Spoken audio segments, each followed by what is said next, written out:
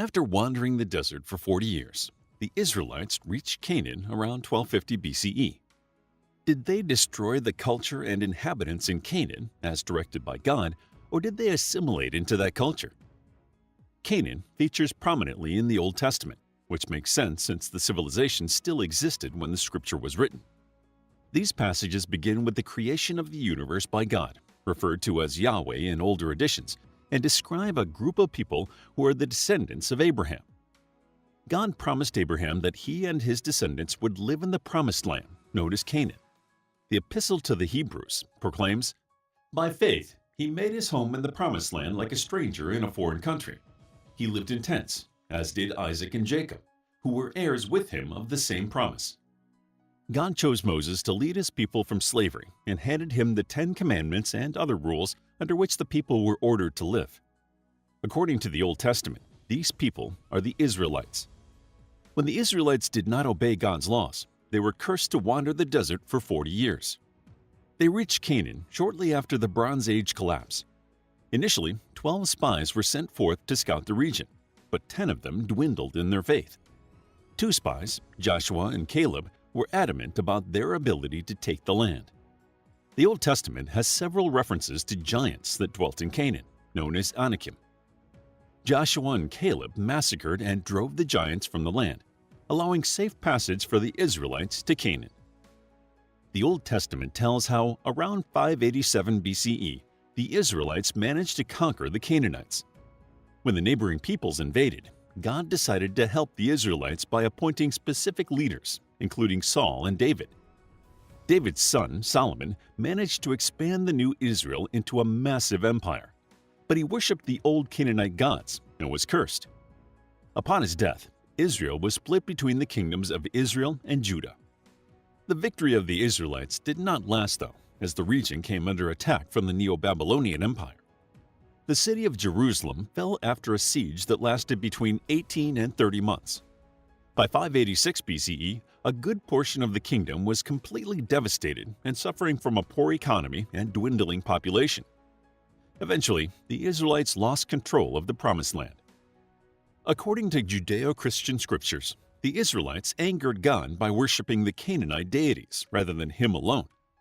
The legacy of Canaan in the Jewish and Christian scriptures is one of negativity, degradation, deprivation, and overall immorality and licentiousness. The book of Deuteronomy says, "When thou art come into the land which the Lord thy God giveth thee, thou shalt not learn to do after the abominations of those nations. There shall not be found among you anyone that maketh his son or his daughter to pass through the fire, or that useth divination, or an observer of times, or an enchanter, or a witch, or a charmer, or a consulter with familiar spirits, or a wizard, or a necromancer." The biblical narrative claims the Canaanites to be descendants of Ham, who were cursed by Noah. So, God commanded the Israelites to rid the land of the Canaanites, for they will teach you to follow all the detestable things they do in worshiping their gods, and you will sin against the Lord your God. The Jewish and Christian scriptures primarily target several key elements of the Canaanite way of life. One of the first and foremost is the use of idols for religious worship, referred to as the sin of idolatry. In Abrahamic religions, such as Judaism, Christianity, and Islam, the practice of idolatry occurs when someone worships an object in place of God. The Bible draws a connection between the statues created by the Canaanites and this forbidden practice. Another practice commonly seen in the Bible, but for which archaeologists have little evidence, was the sacrifice of children. Historians know that many of the civilizations surrounding Canaan did practice the murder of children 2 months old or younger, but there has not been much proof to support that the Canaanites condoned the practice. Even so, the Bible refers to the slaughter of youths multiple times, and it is considered one of the great travesties of the savage and sinful Canaan. Finally, many accusations were leveled, claiming that Canaanites practiced forbidden magical arts or spoke to the dead. According to the Judaist rhetoric, God issued the decree for Canaan's destruction on moral grounds. Some scholars take issue with this argument, since the biblical story of Canaan's destruction amounts to genocide. In Deuteronomy, God prohibits intermarriage between the two cultures and then orders the Israelites to show them no mercy, as they break down their altars, smash their sacred stones, cut down their Asherah poles, and burn their idols in fire. Religious groups find the implication abhorrent and provide various interpretations for the need to exterminate the ethnicity. The most popular counterargument calls attention to the immorality of the Canaanite people as opposed to their ethnicity. In other words, God punished them for their morality, not because of their ethnicity. Archaeological digs in the 20th and 21st centuries poke holes in parts of the Hebrew and Christian scriptures. For example, many believe the Israelites were not a separate ethnicity, but a part of Canaan. Bone fragments and surviving pottery and documents seem to indicate that the Israelites gradually immigrated into the region of Canaan sometime during the 1100s BCE, rather than moving into the area through a mass migration from Egypt. The Canaanite god El was also frequently spoken of in the same breath as the Hebrew Yahweh, and most surviving mythological documents consider them to be the same deity under two separate names. The conflation of the terms El and Yahweh is a fascinating aspect of this tale. Scholars are not sure about the exact etymology behind the name Yahweh, but many believe it was another title for the main Canaanite god El, especially since the Israelites used to be Canaanites. El was the supreme Canaanite god over all the others, the creator of humans and animals, and fathered some of the most important deities in the pantheon, including the gods of storms, death, and the sea. His principal designation was the god of wisdom, the ancient gray-bearded one who controlled the cosmos. He possessed numerous names, one of which was Yahweh, and his primary name, El, was used in Canaanite and Israelite writings to refer to gods in general due to his influence and power. The leading hypothesis in contemporary times suggests that traders with the nomads gradually introduced the concept of Yahweh to the Canaanites in the south, which was how it spread throughout the Levant during the Bronze Age. Surviving scraps of mythology seem to demonstrate a shift in the way the people of the Levant viewed their gods. While most of the Canaanites were content to remain polytheistic and show their devotion to multiple deities while singling one out as the most powerful, the Israelites, or a people similar to them, were not. They began practicing monotheism and claimed there was one deity responsible for creating the cosmos. Many people in the contemporary Western world have heard of the quasi-mythical Canaan. The Bible references this civilization several times, mentioning when God commanded the Israelites to destroy the Canaanites following the Israeli flight from Egypt. However, the actual history of this civilization does not quite match theological sources. One of the major aspects of Canaan, as it appears in the Jewish and Christian scriptures, is its size. The Canaanite civilization extended across a large region in the Levant, but the Bible only uses the word Canaan to refer to a strip of land near the sea in roughly the same location as contemporary Israel and Palestine. The civilization consisted of a multitude of different peoples from the same ethnic group, but with different cultures. The Judeo-Christian sources portray the Canaanites as depraved, obscene, and degenerate. The deviant outlook is partially true, but religious texts probably exaggerate their banal tendencies to form a villainous image. The Canaanite civilization began during the early Bronze Age as different nomadic groups arrived and settled in the Levant. The Levant corresponds to modern-day Iraq, Jordan, Lebanon, Syria, Palestine, Israel, and Cyprus. Historians are torn on the meaning of the term Canaan.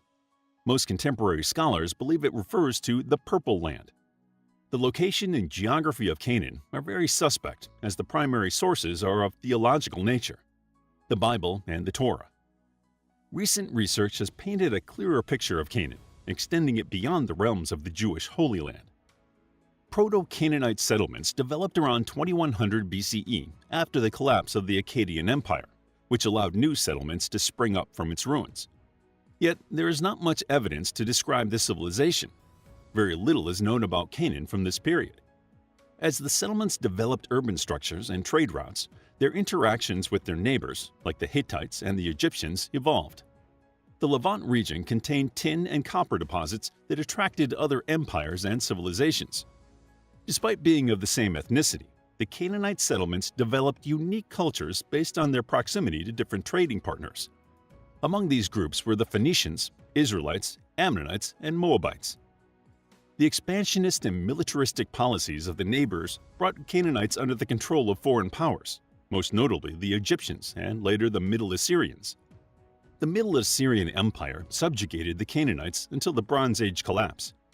A mystery of ancient history, the Bronze Age collapse was probably a combination of environmental catastrophes, the rise of ironworking, an increased propensity towards warfare, and the Sea Peoples. The Sea Peoples were a mysterious group that raised and degraded various civilizations of the Bronze Age. The decline of ancient Canaan during the Late Bronze Age was gradual. Cities slowly weakened, and people began to leave to search for prosperity elsewhere. The Canaanite culture slowly integrated into that of neighboring groups such as the Philistines, Phoenicians, and Israelites, where it continued to survive, but not thrive. One of these ethnic groups, the Israelites, would become the dominant power in the region where Canaan used to exist. The Israelites did not take Canaan by force, but rather seemed to slowly integrate them into their new culture. The Israelites existed for a while as wanderers or citizens of various settlements throughout the former territory of Canaan. The official term Israel does not appear in living records until the creation of the Merneptah stele, which was inscribed by the servants of Pharaoh Merneptah of the 19th Egyptian dynasty. Since Israel was not a political state at the time, historians believe the Israelites formed a specific ethnic group of Canaanites and other peoples in the Levant. With little archaeological evidence to suggest war or military conflict, it is likely that Egypt sought to suppress the Israelites as they did with the surrounding peoples. The Egyptians chose to list them among their conquered enemies, since the Israelites boasted significant population numbers. Around this time, the Israelites joined the rest of the Levant in the transition to the Iron Age. In keeping with archaeological evidence, one is resigned to accept that the Israelites did not exterminate the Canaanites. However, if one were to follow the biblical narrative, the reasons are quite clear. The people of the Canaanite civilization were barbaric, depraved, and hedonistic idolaters. How would you like to get a deeper understanding of history, impress your friends, and predict the future more accurately based on past events? If this sounds like something you might be into, then check out the brand new Captivating History Book Club by clicking the first link in the description. To learn more about the Canaanites, check out our book, The Ancient Canaanites, a captivating guide to the Canaanite civilization that dominated the land of Canaan before the ancient Israelites. It's available as an ebook, paperback, and audiobook. If you enjoyed the video, please hit the like button and subscribe for more videos like this.